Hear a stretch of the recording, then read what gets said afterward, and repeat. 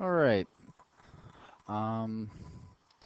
We are beginning chapter 11, and chapter 11 deals with solving equations and functions using square roots, and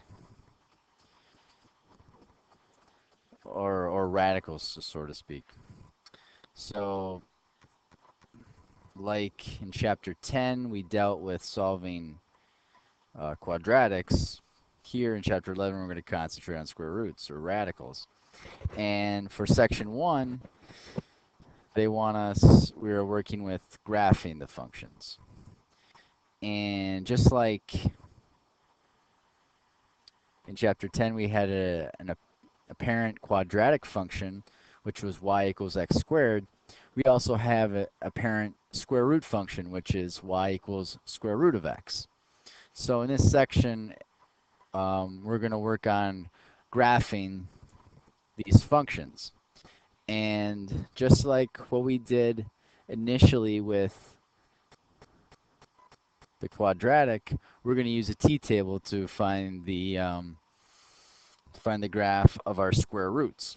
So here's what we do: is first off, like when we solve with quadratics, I gave out random uh, x values. I use -2, -1, 0, 1, and 2.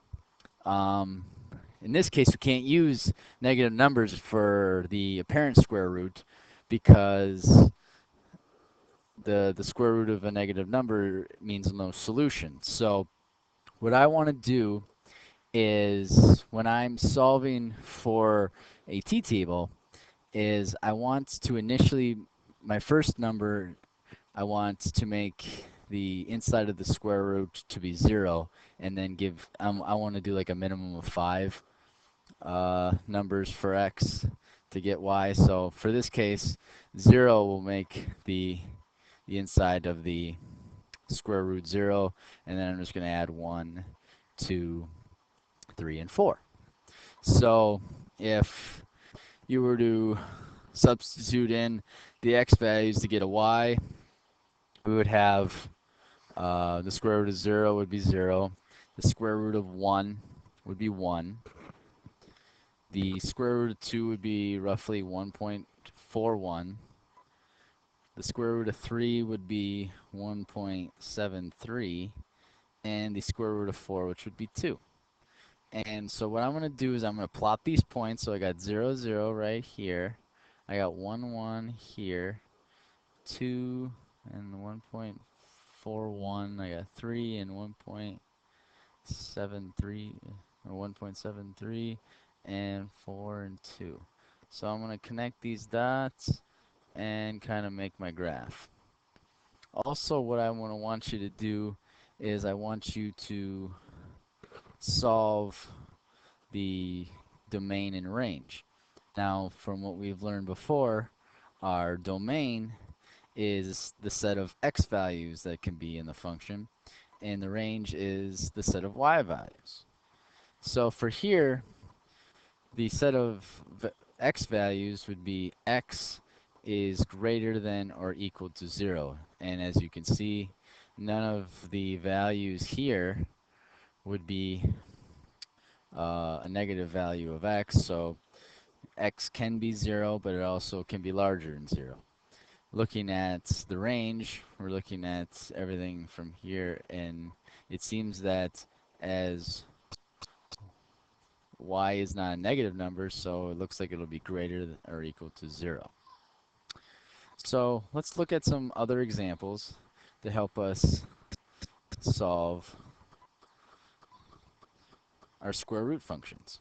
So for this first example, we have y equals 3 times the square root of x. So first off, I'm going to make my t-table. And this, the x value that makes the inside of that square root 0 is 0. So then I'm going to add 1, 2, 3, and 4 to my x sets, and I'm going to use those x values to get me y values. So if x is 0, my y will also be 0. If my x is 1, my y will be 3.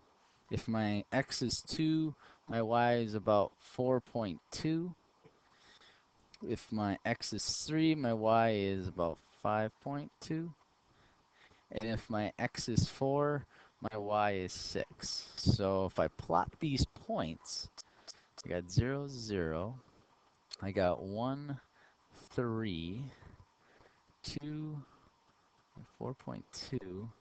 I got 5, 3, and 5.2, and 4 and 6.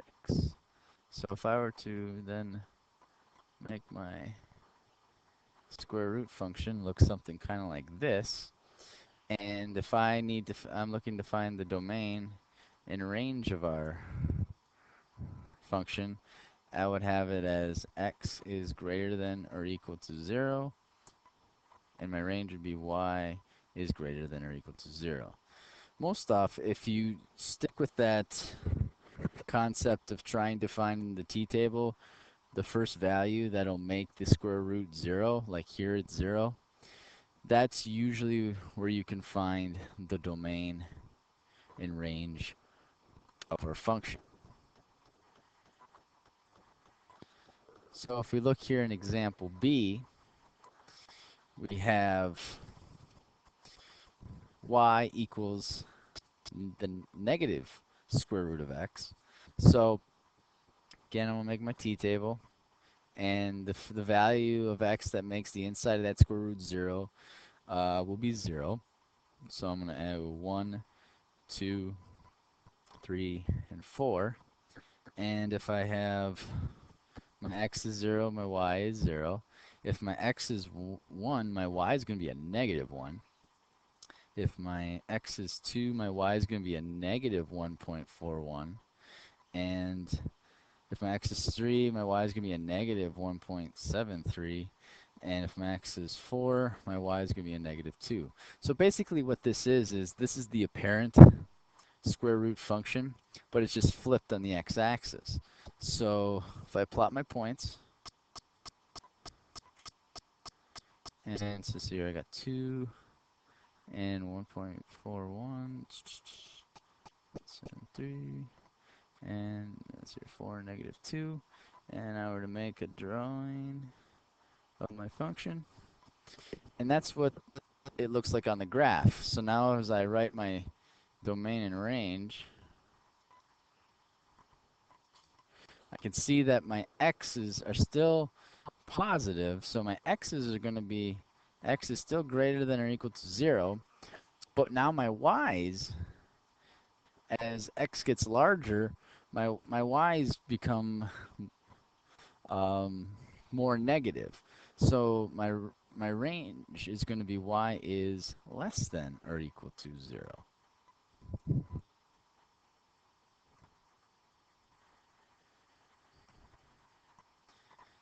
Okay, next example. I have my function as y equals the square root of x plus 3.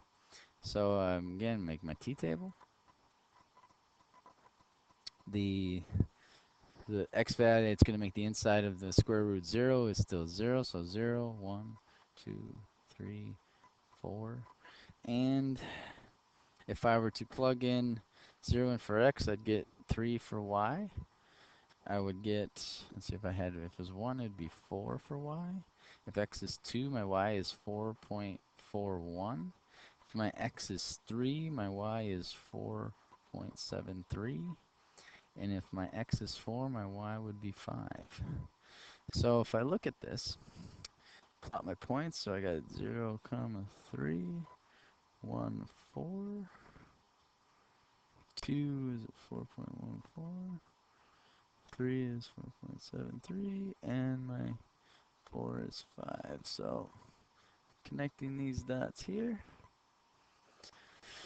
and, and if I'm looking for my domain and range, my domain is still at x is greater than or equal to 0, and my y here is greater than or equal to 3.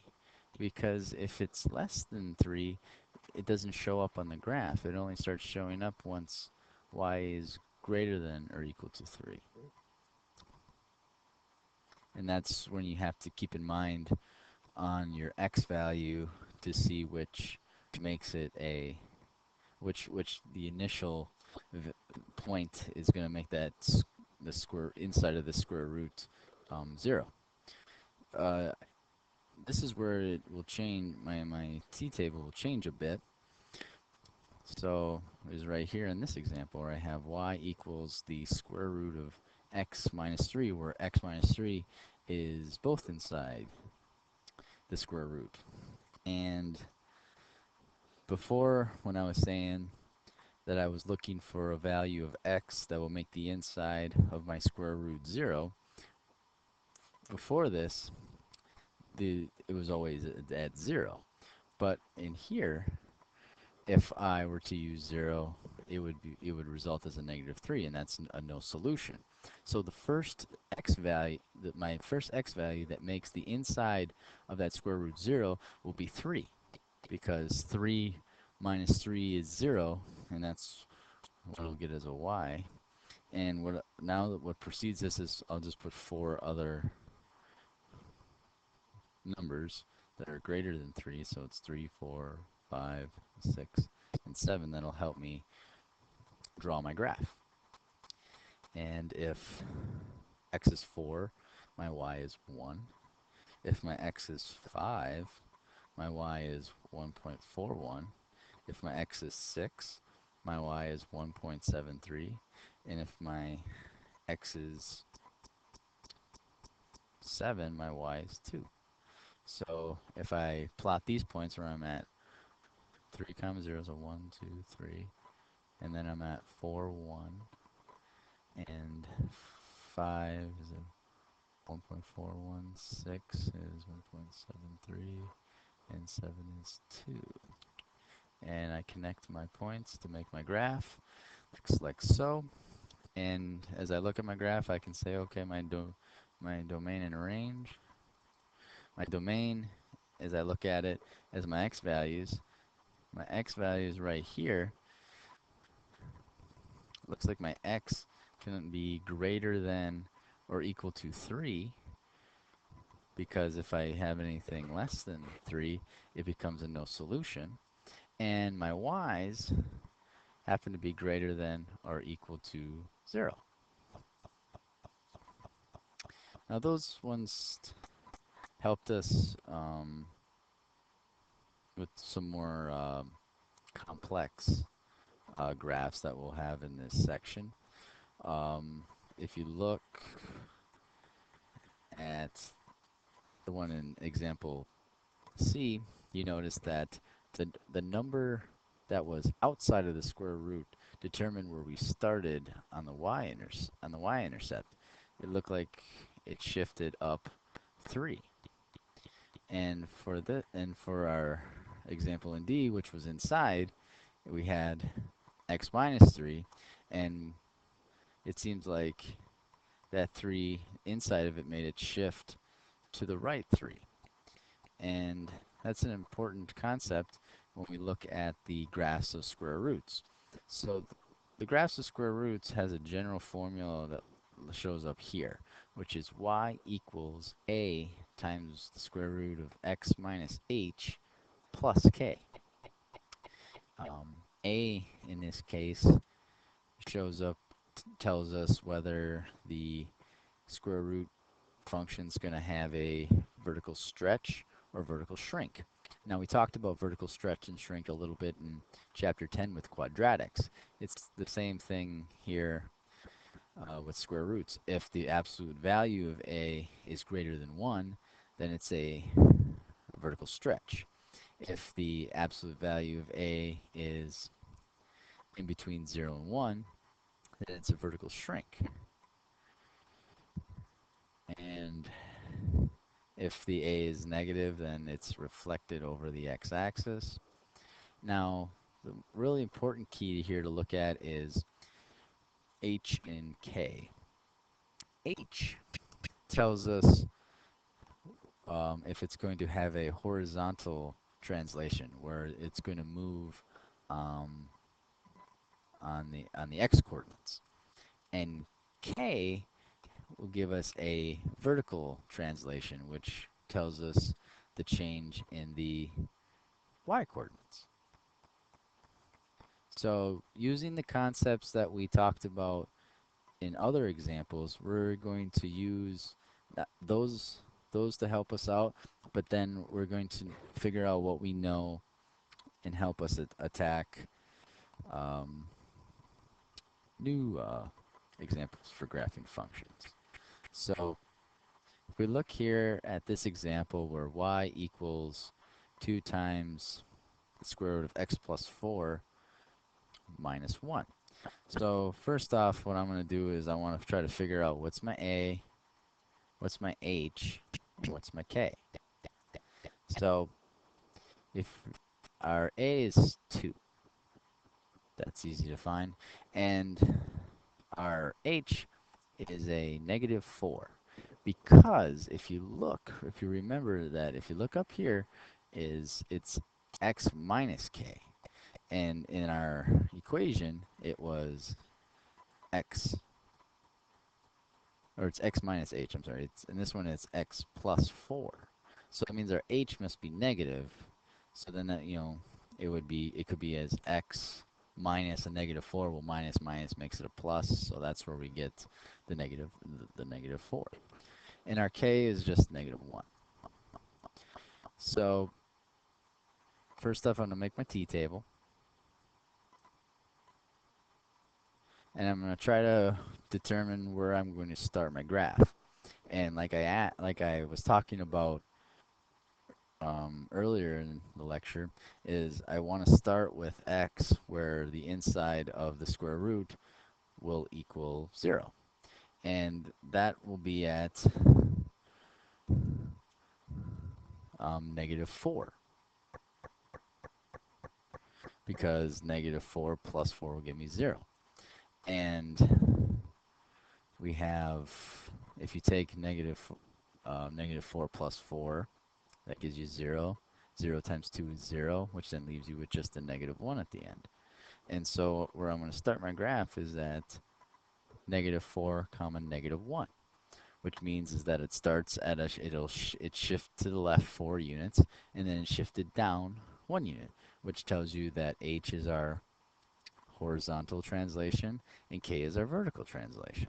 So now that I know that my start off is at negative 4, now I can just add values of x, and then it'll help us graph our function. So I'm going to negative 2, negative 1, and 0. So if my x is negative 3, that will make my y 1. If my x is negative 2, my y is at roughly 1.83. If my x is negative 1, my y is at 2.46 roughly. And if my y is 0, it's at 3. So if I'm going to plot these points, alright, negative 3 and 1, negative 2 and 1.8, negative 1 and 2.46 and 3. And I'm going to make my graph look like this, something like that. So I've sketched a graph. Now I'll look for my domain in range. So my domain is my x set of x values, so it looks like my x can be greater than or equal to negative 4. And my range can be y can be greater than or equal to negative 1.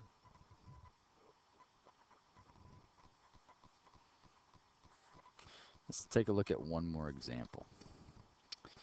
So we have y equals negative 3 times the square root of x minus 1 plus 5. So where are we going to start? Let's see here. So I'm going to have my t-table here ready to go. And so my a equals negative 3, my h equals 1 and my k equals 5. So that means that I'm going to start at 1, comma, 1, 2, 3, 4, 5. Because my horizontal translation is 1 unit, because my age is 1, and my vertical translation is at 5, because my k is at 5. So if I were to put x being at 1, if you were to do the math, my y would then equal 5, and it checks out. So, and also my having x equal 1 is what starts off, which has the inside of the square root to be 0. So now I can just add 2, 3, 4, 5 to my x values. And if my x was 2, my y would be also 2. If my x was 3, my y would be at roughly 0.76. If my x was 4, it would be roughly negative 0.2. And if my x was 5, my y would be negative 1. So I'm going to plot these points. So I already plotted 1 and 5. So I got 2 and 2. And I got 3 and 0.76. 4 and negative 0.2. And then 5 and negative 1. So my graph kind of looks something like this. And it makes sense that it's shifting downward because my a is a negative number. It, it reflects over the x-axis. So making my domain and range. Still these are my x values. So my x would have to be greater than or equal to 1, and my y value would have to be less than or equal to 5. And that is how you solve, that is how you graph square root functions and determining their domain and range. This helps, and until next time.